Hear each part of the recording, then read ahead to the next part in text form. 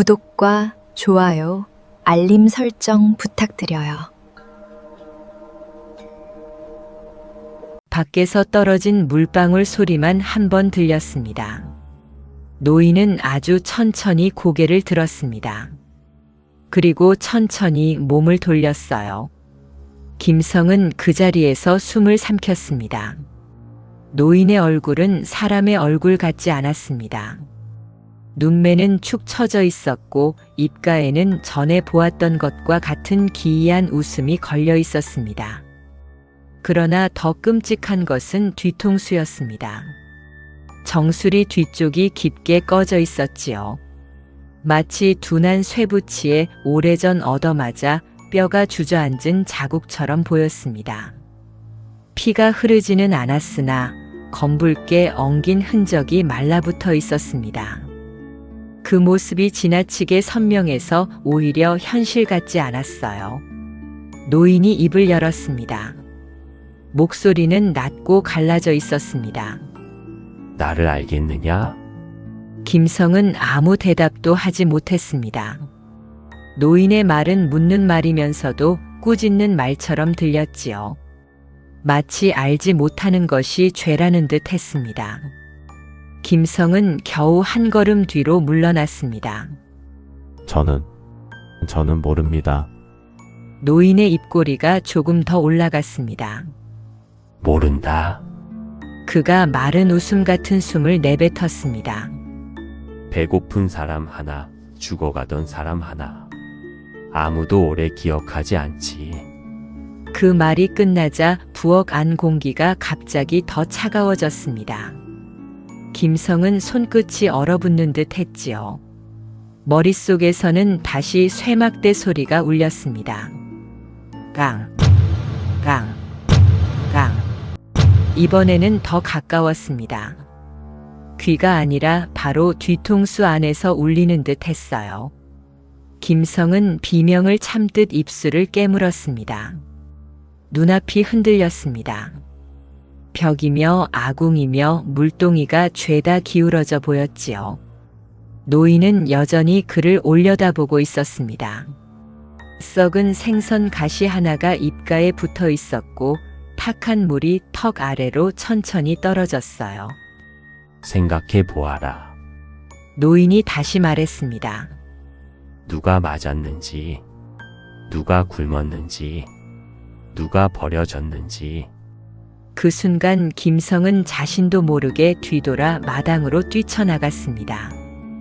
맨발에 가까운 걸음으로 마루를 내려서며 휘청였지요. 찬 공기가 폐 깊이 들어왔습니다. 그는 장독대 곁에 손을 짚고 한참 헛구역질만 했습니다. 그러나 토해낼 것도 없었어요. 뒤늦게 방문이 열리는 소리가 났습니다. 어머니였습니다. 성아, 무슨 일이냐? 등잔을 든 어머니의 얼굴에는 놀람과 근심이 한꺼번에 떠올라 있었지요. 김성은 급히 고개를 들었습니다. 말하고 싶었습니다. 부엌에 누가 있었다고, 아니 사람인지 아닌지도 모르겠다고, 자꾸만 이상한 소리와 얼굴이 따라온다고 말하고 싶었지요. 하지만 어머니의 초췌한 얼굴을 보는 순간 그 말이 목에서 막혔습니다. 물 마시러 나왔다가 잠깐 어지러웠습니다. 어머니는 가까이 다가와 그의 이마를 짚었습니다. 이렇게 식은 땀을 흘리면서 또 괜찮다 할 셈이냐? 걱정 끼쳐드려 죄송합니다. 내일은 꼭 의원을 부르자. 김성은 대답하지 못했지요. 의원값이 먼저 떠올랐기 때문입니다. 다음 날 아침 그는 해 뜨기 전에 부엌으로 갔습니다. 밤의 일이 헛것이었는지 확인하고 싶었지요. 부엌 안은 평소와 다를 바 없어 보였습니다. 아궁이는 식어 있었고 물동이도 제자리에 있었습니다. 그러나 바닥 한쪽에 생선 가시가 유난히 잘게 부서져 있었어요. 흙 묻은 물자국도 문턱 쪽까지 희미하게 이어져 있었습니다. 김성은 그 앞에 한참 서 있었습니다. 헛것이라 하기에는 흔적이 남아 있었고 사람 짓이라 하기에는 설명되지 않는 것이 너무 많았지요. 그날 그는 처음으로 생각했습니다. 이 일은 병으로만 돌릴 수 없다고요. 누군가 자신을 때렸고 누군가 자신 앞에 나타나고 있습니다. 그리고 그 누군가는 단순히 겁만 주려는 것이 아니었어요. 굶주림, 맞은 자리, 버려진 이름. 그 말들 속에는 사연이 있었습니다. 김성은 조용히 부서진 생선 가시를 종이에 싸서 품에 넣었습니다. 그리고 마음속으로 결심했지요. 다시는 모른다 하지 않겠다고요. 자신이 본 것이 사람의 한인지 억울함인지 혹은 그보다 더 어두운 것인지는 아직 알 수 없었습니다. 하지만 그날 밤 부엌에서 들은 물음만은 피할 수 없었어요. 나를 알겠느냐? 김성은 그 물음의 뜻을 알아내기 전에는 이제 어느 밤도 편히 잠들지 못하리라는 것을 알았습니다. 부엌에서 그 노인을 본 뒤로 김성은 더는 예전처럼 책상 앞에 오래 앉아 있을 수 없었습니다. 글줄은 눈에 들어오지 않았고 한 문장을 읽으면 바로 앞 문장이 사라졌지요. 붓을 들어도 손끝에 힘이 실리지 않았습니다. 벼루에 먹을 갈다가도 문득 멈춰 섰어요. 어디선가 또 그 소리가 들릴까 두려웠기 때문입니다. 깡, 깡. 그 소리는 이제 밤에만 들리지 않았습니다. 낮에도 사람이 많은 장터를 지날 때에도 서원 툇마루에 앉아 있을 때에도 불쑥 머릿속을 울렸지요. 김성은 순간마다 얼굴빛이 질렸습니다. 귀를 막아도 소용이 없었어요. 소리는 밖이 아니라 안에서 났으니까요. 마치 뒤통수 속 어딘가에 낡은 쇠붙이가 박혀 있는 듯 했습니다. 서원 훈장은 며칠째 멍한 김성을 보며 물었습니다. 김성아, 요사이 마음이 딴 데 가 있구나. 김성은 자리에서 일어나 공손히 허리를 굽혔습니다. 송구합니다. 송구하다는 말로 될 일이 아니다. 과거를 앞둔 사람이 그를 놓치면 마음도 같이 무너진다. 김성은 대답하지 못했습니다. 변명할 말이 없었지요. 사실은 그를 놓친 것이 아니라 자기 자신이 먼저 흔들리고 있었습니다. 집에 돌아와서도 사정은 나아지지 않았습니다. 어머니는 자꾸만 그의 얼굴을 살폈지요. 밥상 앞에서도 김성은 숟가락을 자주 멈추었습니다. 생선국 냄새만 맡아도 부엌 바닥에서 생선 가시를 씹던 그 노인의 입가가 떠올랐어요. 목구멍이 막히는 것 같아 몇 번이나 젓가락을 내려놓았습니다. 어머니는 조심스럽게 물었습니다. 정말 의원 한 번 부르지 않을 테냐? 김성은 한참 뒤에야 말했습니다. 의원으로 될 일이 아닌 듯합니다. 어머니의 손이 잠시 멈췄습니다. 그러나 더 묻지는 않았지요. 가난한 집에서는 물어도 대답 못할 일이 있다는 것을 서로 알고 있었습니다. 며칠 뒤 이웃집 노파가 마당 너머로 작은 소문 하나를 흘렸습니다. 동문 밖 작은 당산 아래 신이 잘 맞는 무녀가 있다는 말이었지요. 아픈 사람보다 억울한 사정이 붙은 사람을 더 잘 본다고 했습니다. 어머니는 그 말을 듣고 한동안 망설였습니다. 헛된 일이라 여기는 눈치도 있었고 집안 체면을 의식하는 마음도 남아 있었지요. 하지만 아들의 낯빛이 날마다 수척해지는 것을 보고는 더 버티지 못했습니다. 성아, 어머니가 저녁 무렵 조용히 말했습니다. 내일 그곳에 한번 다녀오자. 김성은 처음에는 아무 말도 하지 않았습니다. 무녀를 찾아간다는 것이 부끄럽기도 했지요. 평생 그를 믿고 살아온 사람으로서 더더욱 그랬습니다. 하지만 밤마다 들려오는 쇳소리와 부엌의 그 얼굴을 생각하면 이제는 부끄러움을 따질 형편도 아니었습니다. 그는 낮게 대답했습니다. 예. 가보겠습니다. 다음 날 아침 김성은 어머니와 함께 동문 밖으로 나섰습니다. 봄 기운이 조금 올라온 때였으나 바람은 아직 찼습니다. 길가에는 마른 흙먼지가 일었고 버드나무 끝에는 연한 싹이 겨우 올라와 있었지요.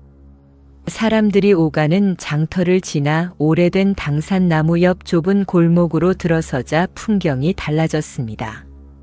볕이 드는데도 이상하게 그늘진 곳이었어요. 낡은 기와 아래 발엔 천 조각이 매달려 있었고 문간에는 쑥과 말린 고추가 한데 묶여 있었습니다. 무녀의 집은 생각보다 작았습니다. 방 2칸 남짓한 초라한 집이었지요. 문 앞에는 잿빛 재가 흩어져 있었고 낮인데도 향냄새가 짙었습니다.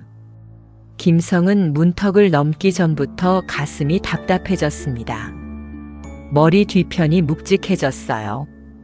그는 저도 모르게 손을 들어 뒤통수를 짚었습니다. 안으로 들어서자 무녀는 이미 방 한가운데 앉아 있었습니다. 나이가 정확히 가늠되지 않는 얼굴이었지요. 젊지도 늙지도 않은 듯 했습니다. 눈빛만은 유난히 매서웠어요. 그녀는 김성이 인사말도 꺼내기 전에 얼굴을 들었습니다. 그리고 바로 다음 순간 자기 뒤통수를 두 손으로 감싸쥐며 비명을 질렀지요. 아이고! 그 소리는 방 안 공기를 단번에 뒤흔들었습니다. 어머니가 놀라 한 걸음 물러났고 김성도 몸을 굳혔습니다. 무녀는 눈을 크게 뜬 채 김성 뒤쪽 허공을 노려보았습니다. 얼굴이 순식간에 새파래졌지요. 내 뒤에 붙은 저자는 억울하게 도살당한 귀신이다. 그녀가 숨을 몰아쉬며 외쳤습니다. 어찌 너와 그리 똑같이 생겼느냐? 어머니가 떨리는 목소리로 말했습니다. 무슨 말씀입니까? 저 아이는 제 아들입니다. 무녀는 손을 내저었습니다. 나도 사람 얼굴은 압니다. 그런데 저 뒤에 선 놈이 저것이. 그녀는 한동안 말을 잇지 못했습니다. 마치 보고도 믿기지 않는 것을 보는 사람 같았지요. 김성은 등줄기가 서늘해졌습니다. 그는 조심스럽게 물었습니다. 정말 제 뒤에 무엇이 보입니까? 무녀는 대답 대신 손가락으로 그의 앞을 가리켰습니다. 웃어보아라. 김성은 잠시 멈췄습니다. 이런 자리에서 웃는다는 것이 우스꽝스럽기도 하고 두렵기도 했지요. 그러나 무녀의 눈빛은 물러설 틈을 주지 않았습니다. 웃어보라니까. 김성은 입꼬리를 억지로 조금 올렸습니다. 웃음이라기보다 찡그림에 가까운 표정이었지요. 그 순간 무녀의 얼굴이 더욱 굳었습니다. 그녀는 거의 중얼거리듯 말했습니다. 눈매가 처지고 입이 길게 찢어진 모양새가 딱 저 귀신과 판박이로구나. 그 말이 방 안에 떨어지자 어머니의 숨이 멎는 듯 했습니다. 김성은 손끝이 싸늘해졌습니다. 그는 본능적으로 물러앉았습니다. 마치 자신의 얼굴이 갑자기 낯선 것이 된 기분이었지요. 무녀가 다시 입을 열었습니다. 이번에는 아까보다 낮고 가라앉은 목소리였습니다. 남의 귀신이 아니다. 내 집안 어른 중 누군가 억울하게 죽어 너를 찾아온 것이다. 어머니가 급히 고개를 저었습니다. 그럴 리 없습니다. 저희 집안에 그런 일은. 그러나 말끝이 흐려졌습니다. 없다고 단정하려는 사람의 목소리가 아니었지요. 김성은 그 작은 떨림을 놓치지 않았습니다. 그는 어머니를 바라보았습니다. 어머니, 그 한마디에 어머니는 눈을 피했습니다. 무녀는 그 모습을 가만히 지켜보다가 향로 쪽으로 몸을 돌렸습니다. 회색 연기가 가늘게 올라왔지요. 그녀는 쟤를 한 번 뒤적이고 다시 말했습니다. 이 귀신은 배고픔을 안고 왔다. 맞아 죽은 원통함도 안고 왔지. 그래서 내 뒤통수를 울리고 내 집 부엌으로 들어가는 것이다. 먹지 못하고 죽은 자는 늘 부엌을 먼저 찾는다. 김성은 저절로 부엌의 밤이 떠올랐습니다. 썩은 생선가시, 탁한 물 젖은 입가. 그는 목이 매는 것을 삼키며 물었습니다. 그럼 어떻게 해야 합니까? 무녀는 쉽게 대답하지 않았습니다. 잠시 침묵이 있었습니다. 밖에서 바람에 문풍지가 살짝 떨리는 소리만 들렸지요. 그녀는 김성의 얼굴을 오래 살폈습니다. 그리고 조심스럽게 말했습니다. 지금 굿을 한다고 끝날 일이 아니다.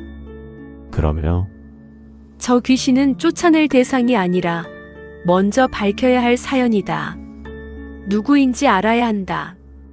왜 죽었는지 알아야 한다. 그 억울함이 어디에서 비롯됐는지 알아야 해. 김성은 무릎 위로 주먹을 쥐었습니다. 결국 또 알 수 없는 데서 시작해야 한다는 뜻이었지요. 막막했습니다. 집안 형편도 자신의 처지도 과거 준비도 모두 흔들리고 있는데 이제는 죽은 자의 사연까지 더듬어야 했습니다. 어머니가 겨우 물었습니다. 그 일을 알 방법이 있겠습니까? 무녀는 어머니를 보았습니다. 그 시선이 날카로웠어요. 산 사람 입이 막고 있는 것을 죽은 자가 대신 열러온 것일 수도 있습니다. 어머니는 끝내 대답하지 못했습니다. 손등 위에 핏기가 빠져나가는 것이 보였지요. 김성은 그제야 확실히 알았습니다. 어머니가 무언가를 모르고 계신 것이 아니라 알고도 말하지 않는 것이 있다는 사실을요. 그것이 크든 작든 지금의 이 일과 이어져 있다는 사실을요. 하지만 그는 그 자리에서 캐묻지 않았습니다. 어머니의 굳은 표정을 보며 말문이 막혔기 때문입니다. 가족의 오래된 침묵은 때로 괴이한 것보다 더 무거웠습니다. 무녀는 작은 부적 하나를 접어 김성에게 내밀었습니다.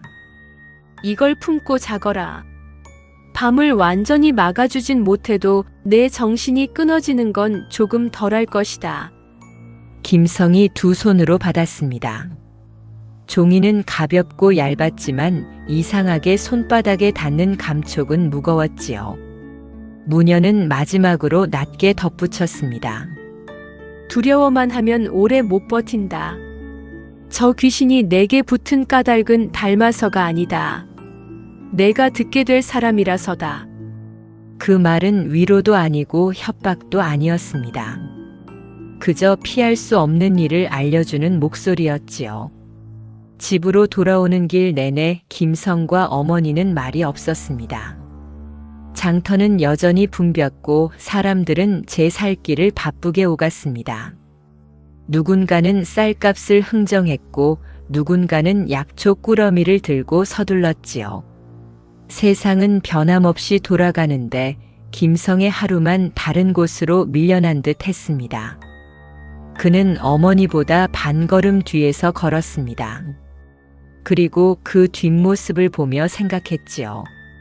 이제 자신이 두려워해야 할 것은 귀신의 얼굴만이 아니라 집안이 오래 숨겨온 과거일지도 모른다고요.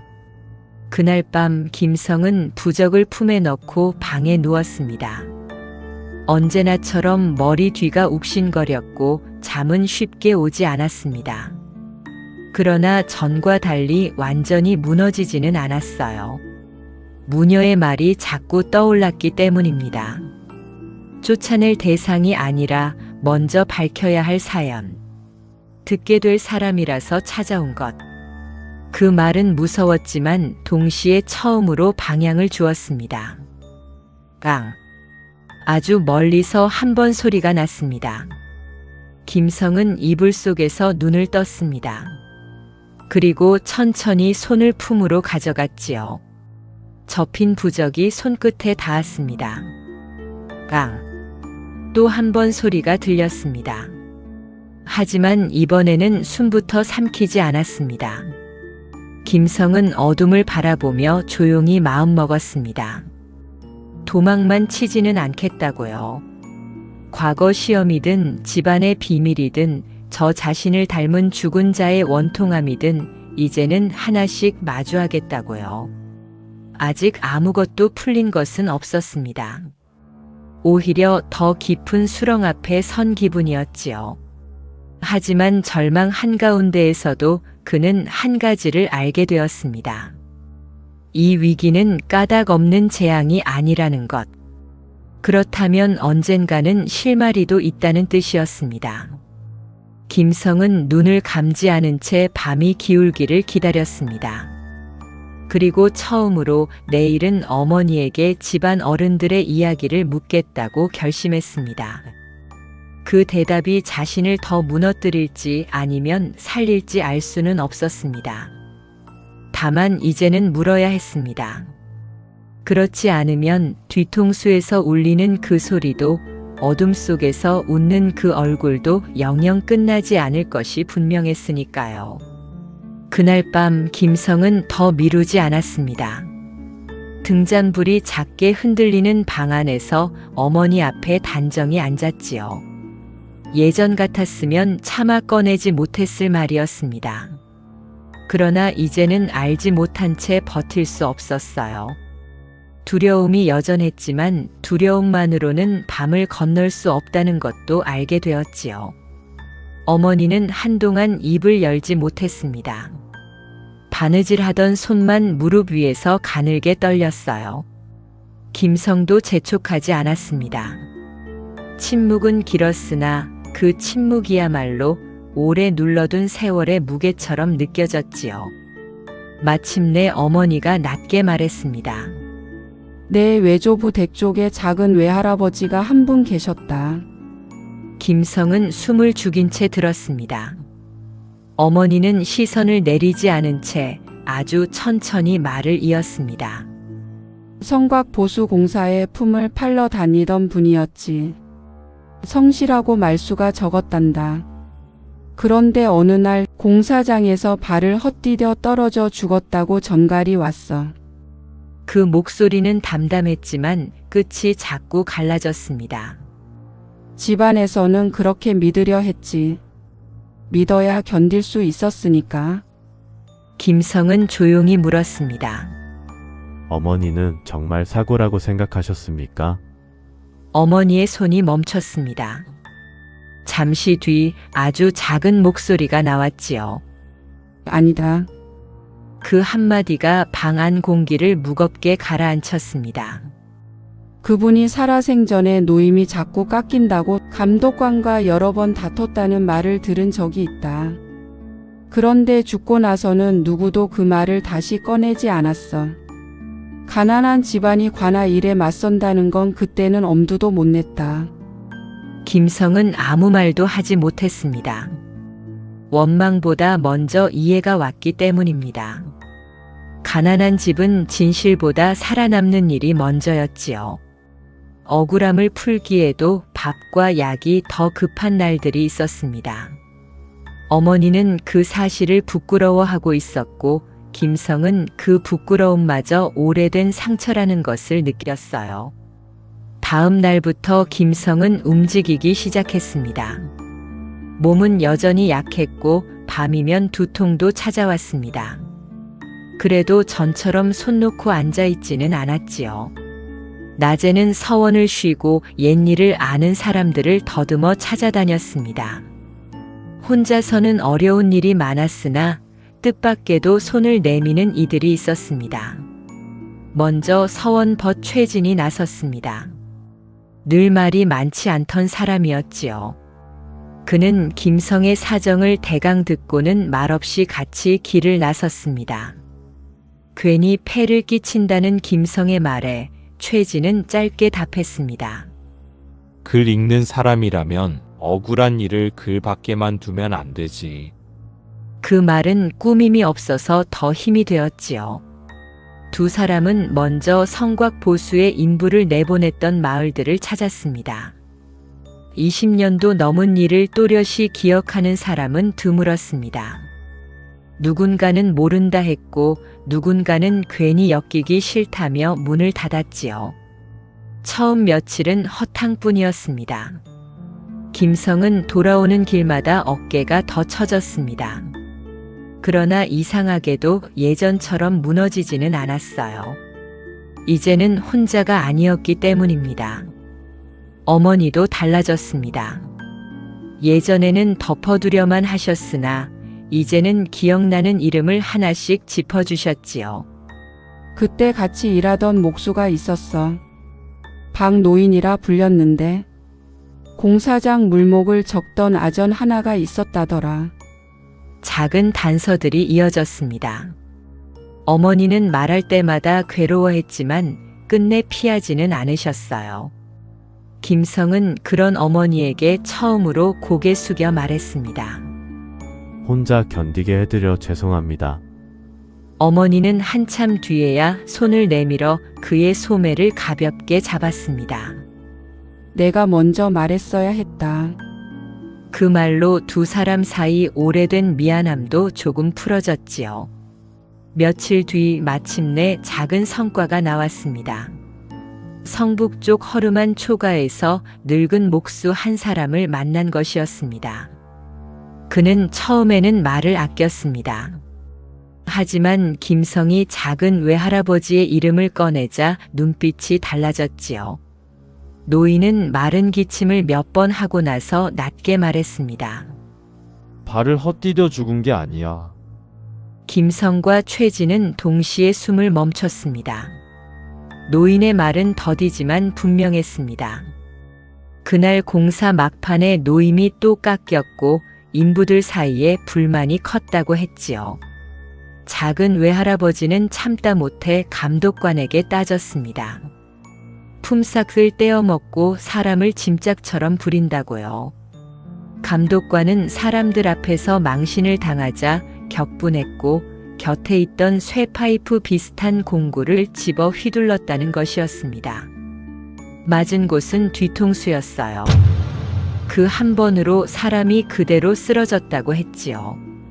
뒤늦게 겁을 먹은 이들이 추락사처럼 꾸몄고 관아에도 그렇게 올렸다는 말까지 덧붙였습니다. 김성은 한동안 입을 열지 못했습니다. 머릿속에서 밤마다 울리던 통증과 움푹 팬 노인의 뒤통수가 한순간에 이어졌지요. 분노가 치밀었지만 이상하게 눈물이 먼저 났습니다. 한 사람의 죽음이 이렇게 오래 묻혀 있었다는 사실이 견디기 어려웠어요. 최진이 김성의 곁에 조용히 섰습니다. 이제 헛것이 아니었구나. 김성은 떨리는 숨을 고르며 말했습니다. 예. 이제는 정말 그분을 모른다고 할 수 없게 되었습니다. 두 사람은 거기서 멈추지 않았습니다. 예전 공사 관련 기록이 남아있을 법한 관아의 묵은 문서도 더듬어 보았지요. 쉽지 않았으나 최진의 친척 중 하급 서리가 하나 있어 오래된 장부 일부를 보여주었습니다. 거기에는 사고 처리라 적혀 있었으나 날짜 옆에 급히 수정한 듯한 흔적이 남아 있었어요. 또 그날 지급된 노임 장부에는 몇 사람 몫이 비어 있었습니다. 분명한 자백은 아니었지만 목격자의 말과 맞물리자 더는 우연처럼 보이지 않았지요. 그날 저녁 집으로 돌아온 김성은 어머니 앞에 조용히 앉았습니다. 그리고 알아낸 사실을 하나씩 말씀드렸습니다. 어머니는 듣는 내내 눈을 감고 계셨지요. 모든 말을 듣고 나서는 결국 두 손으로 얼굴을 가리셨습니다. 그분이 얼마나 억울했겠느냐. 김성은 그 곁에서 낮게 말했습니다. 이제라도 알게 되어 다행입니다.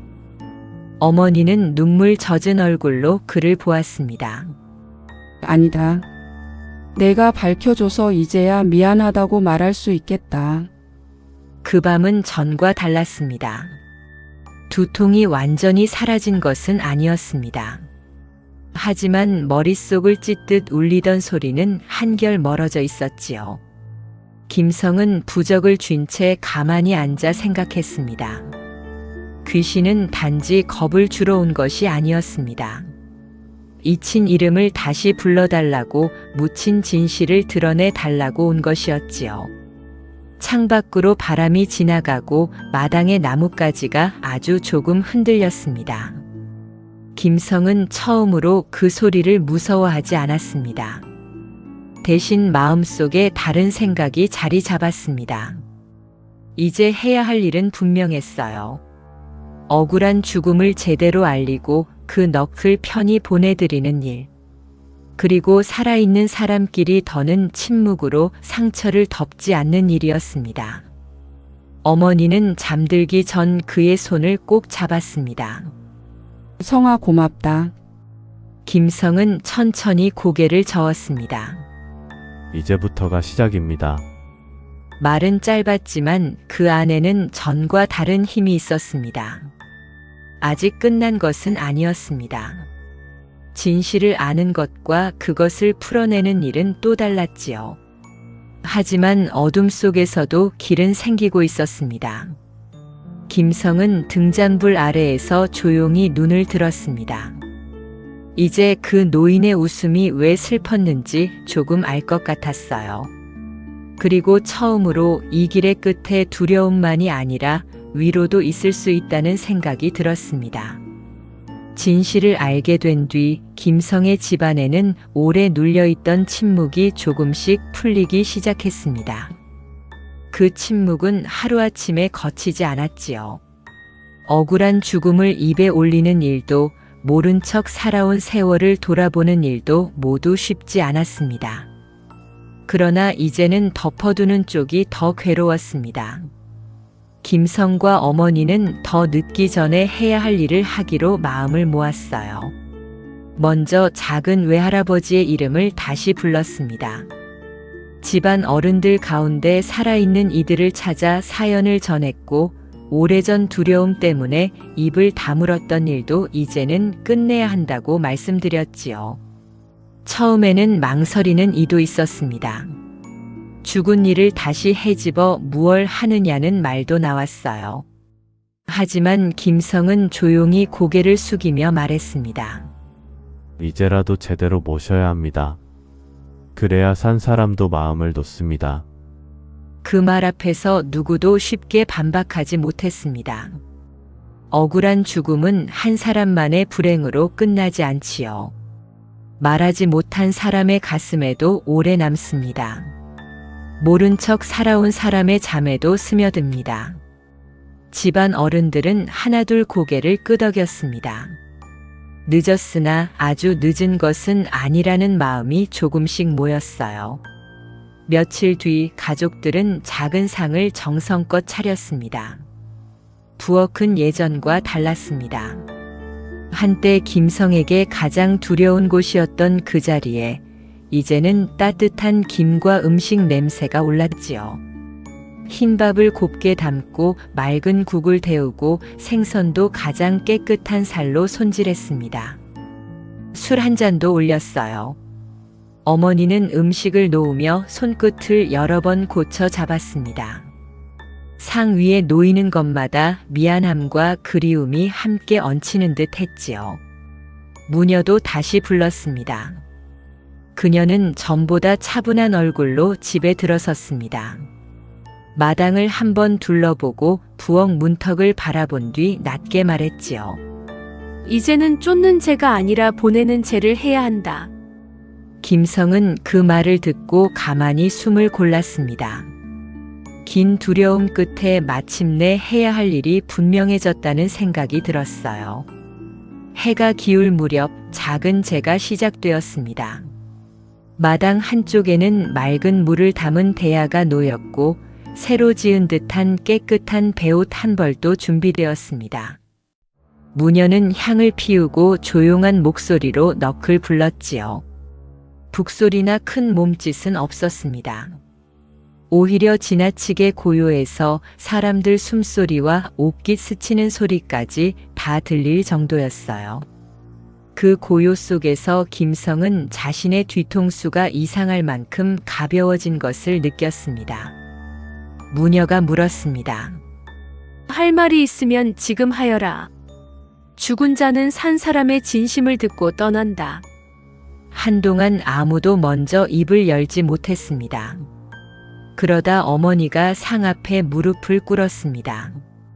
등이 작게 떨렸지요. 어머니는 두 손을 무릎 위에 모은 채 조용히 말했습니다. 죄송했습니다. 너무 무서워서 너무 가난해서 제대로 울지도 못했습니다. 잠시 목이 메어 말이 끊겼습니다. 이제야 말씀드립니다. 오래 혼자 두어 죄송했습니다. 그 말을 듣는 순간 김성은 가슴 한구석이 먹먹해졌습니다. 어머니가 평생 자신을 탓하며 살아왔다는 것을 그제야 더 분명히 알았지요. 그는 어머니 곁으로 가 함께 무릎을 꿇었습니다. 저도 모르고 있었습니다. 늦게 알아 죄송합니다. 그는 상 위 흰밥을 바라보며 낮게 말했습니다. 이제는 모른 척하지 않겠습니다. 억울함을 기억하겠습니다. 편히 가십시오. 다른 집안 어른들도 차례로 잔을 올렸습니다. 누군가는 짧게 이름을 불렀고 누군가는 그때 용기를 내지 못한 것을 사과했지요. 말은 짧았지만 그 짧은 말들이 오히려 더 진실했습니다. 오래된 죄책감은 화려한 말보다 담백한 사과 앞에서 먼저 흔들리는 법이었어요. 무녀는 준비한 물을 들어 천천히 뿌렸습니다. 맞은 자리에 아픔을 씻는다. 그 말과 함께 김성은 자신도 모르게 뒤통수를 감싸쥐었습니다. 늘 욱신거리던 자리였습니다. 그런데 그 순간 차갑던 감각이 서서히 풀리는 듯 했지요. 누군가 오래 묶어둔 매듭을 천천히 풀어주는 느낌이었습니다. 이어 새 옷을 접어 불에 올렸습니다. 불길은 높지 않았습니다. 종이와 배천이 타는 냄새가 저녁 공기 속으로 잔잔히 번졌지요. 무녀는 낮게 은조렸습니다. 헐벗고 떠돈 넋이 길에서 춥지 않게 하소서. 굶주린 넋이 더는 부엌을 헤매지 않게 하소서. 김성은 그 불길을 바라보다가 문득 눈가가 뜨거워졌습니다. 부엌 바닥에서 썩은 생선 가시를 삼키던 그 모습이 떠올랐기 때문입니다. 이제야 한 끼를 제대로 올려드린다는 마음이 들었어요. 바람이 아주 약하게 불었습니다. 향 연기가 한쪽으로 길게 흘렀지요. 그 순간 김성은 설명하기 어려운 기척을 느꼈습니다. 무섭지는 않았습니다. 오히려 익숙한 슬픔이 조용히 곁을 지나가는 것 같았어요. 그는 천천히 시선을 들었습니다.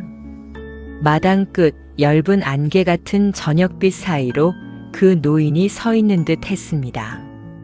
굽은 등, 축 처진 눈매, 길게 올라간 인매. 처음 고갯길에서 보았을 때와 같은 얼굴이었으나 이제는 그 웃음이 전처럼 기괴하지 않았습니다. 오랜 세월 억울함에 눌려 일그러졌던 표정이 비로소 제자리를 찾은 듯 했지요. 낯설면서도 이상하게 인자한 미소였습니다. 김성은 숨을 멈춘 채 그 모습을 바라보았습니다. 노인은 아무 말도 하지 않았습니다. 다만 한 번 천천히 고개를 끄덕이는 듯 했어요. 그리고 안개가 풀리듯 저녁빛 속으로 조용히 스며들었습니다. 누가 보아도 분명한 형체라고는 할 수 없었습니다. 그러나 그 자리에 있던 김성의 마음에는 분명하게 남았지요. 이제 끝났다는 느낌이었습니다. 그날 밤 김성은 오랜만에 깊이 잠들었습니다. 누워서 한참을 기다려도 그 소리는 들리지 않았어요. 깡, 깡. 그를 괴롭히던 마른 쇳소리는 끝내 오지 않았습니다. 뒤통수를 찌르던 통증도 거짓말처럼 잦아들었지요. 완전히 없어진 것을 믿지 못해 몇 번이나 눈을 떴다가 다시 감았습니다. 그러나 밤은 고요했고 고요는 끝까지 깨지지 않았어요. 아침이 밝았을 때 김성은 한동안 멍하니 앉아 있었습니다. 몸이 가벼웠지요. 어머니도 그의 얼굴을 보고 먼저 알아차렸습니다. 성아, 낯빛이 다르구나. 김성은 조용히 웃었습니다. 억지로 만든 웃음이 아니었어요. 이제 좀 살 것 같습니다. 어머니의 눈시울이 금세 붉어졌습니다. 그녀는 더 말을 잇지 못하고 그저 고개만 끄덕였지요. 그 뒤로 김성의 생활은 서서히 제자리로 돌아왔습니다. 단번에 달라진 것은 아니었습니다. 밀린 잠을 되찾고 흐트러진 마음을 다시 모으는 데는 시간이 걸렸지요. 하지만 그는 조급해하지 않았습니다. 이제는 안다고 생각했기 때문입니다. 사람이 버텨야 하는 것은 두려움 그 자체보다 말하지 못한 상처와 외면한 진실이라는 것을요. 김성은 다시 책상 앞에 앉았습니다. 붓을 잡는 손이 예전보다 단단해졌어요. 글귀를 읽는 눈도 달라졌지요. 전에는 급제만이 삶을 구할 것이라 믿었습니다. 하지만 이제는 알았습니다. 사람을 바로 세우는 것은 글재주만이 아니라 기억하고 사과하고 끝내 마주하려는 마음이라는 것을요. 그 깨달음은 그의 글에도 스며들었습니다. 이듬해 봄, 김성은 마침내 급제했습니다. 소식이 전해지던 날 어머니는 마당에 서서 한참을 우셨지요. 기쁨 때문만은 아니었습니다. 살아있는 아들의 앞날과 이제는 편히 갔을 옛 어른의 넋이 한날에 떠올랐기 때문이었어요. 김성은 합격 소식을 들고 돌아와 제일 먼저 부엌 앞에 잠시 멈추었습니다. 한때 가장 서늘했던 곳이 이제는 가장 따뜻한 곳처럼 느껴졌지요. 그는 마음속으로 조용히 인사했습니다. 덕분에 알게 되었습니다 하고요. 억울함은 덮는다고 사라지지 않고 진실은 너무 늦기 전에 누군가의 입을 빌려 돌아온다는 것을요. 사람들은 훗날 김성이 가문을 다시 일으켰다고 말했습니다. 틀린 말은 아니었습니다. 그러나 정말 다시 일어난 것은 가문만이 아니었지요. 말하지 못하던 어머니의 마음도 두려움 속에 움츠러들었던 김성의 삶도 함께 일어섰습니다. 밤은 여전히 오고 바람은 여전히 문 밖을 스쳤습니다. 그러나 어떤 소리는 멈추고 나서야 비로소 남겨진 사람을 살게 합니다. 김성은 그 사실을 평생 잊지 않았습니다. 그리고 집안의 어린아이들이 자라 묻는 날이면 이 이야기를 겁주기 위해서가 아니라 조용히 들려주곤 했다고 하지요. 억울한 일을 오래 묻어두지 말라고요. 살아있는 사람이 먼저 손을 내밀어야 떠도는 마음도 비로소 길을 찾는다고요.